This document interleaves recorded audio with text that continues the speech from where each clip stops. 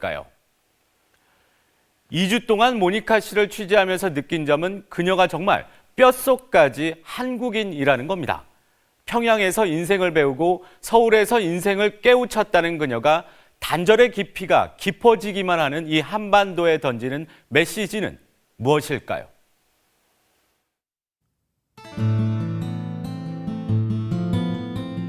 아프리카 서쪽 해안 적도상에 위치한 적도기니.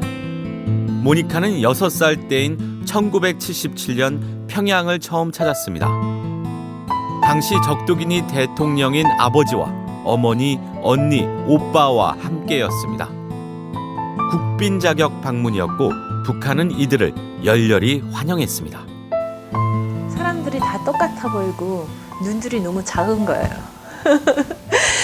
신기하고, 그리고 이제 특히 글자가 한글이 있잖아요. 한글이 신기했어요. 특히 우자 있잖아요. 우자가 딱 마치 사람이 똑바로 서 있는 상태에서 머리 이렇게 한 그런 것 같았어요. 그래서 그림이라고 생각했었거든요. 당시 세계를 양분하고 있던 미국, 소련과 거리를 두려던 제3세계 국가들이 있었습니다.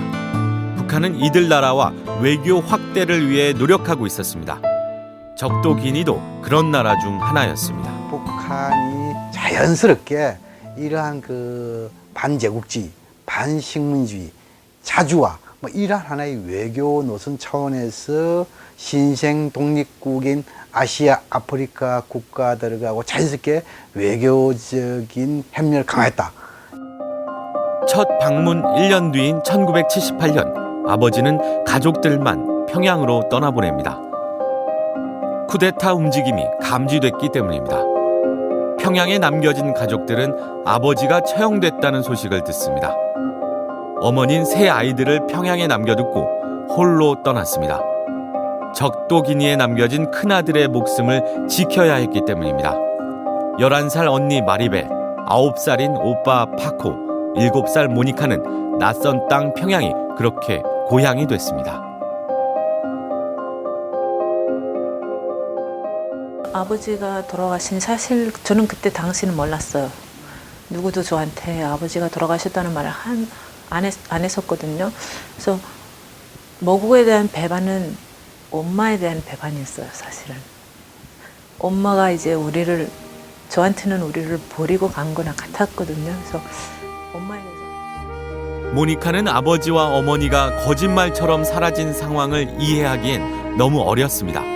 그리고 거짓말처럼 스페인어를 완전히 잊었고 한국어가 그 자리를 차지했습니다. 스페인에 와서 살면서 제일 먼저 가장 알아야 되는 게 언어였어요. 그래서 할 수 없이 이제 공부를 억지로 하게 된 거죠.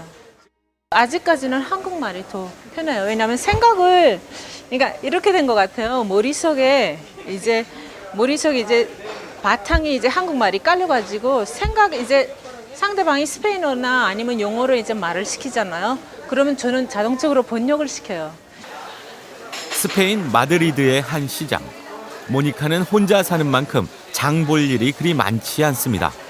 오늘은 이것저것 둘러보는 발걸음이 바쁩니다. 안녕하세요, 아저씨. 아버지 얼굴이 안 보이다 어떻게 된 거예요? 네, 좀 그동안 바빴어요. 잘 지내셨어요? 네. 한국에서 이번에 책 내신 거. 네. 아이고 바쁘시네. 네. 네, 오늘은 근데 뭐 때문에? 네, 오늘 제가 김밥 만들려거든요. 김밥 만들 단무지랑 김은 있거든요. 김은 있고 단무지. 오랜만에 한국 음식들을 보니 다른 요리에도 욕심이 나나 봅니다. 고추장. 고추장 하면 제가 닭어이 냉채 해드릴게요. 맛있어요. 닭어이 냉채. 고추장으로?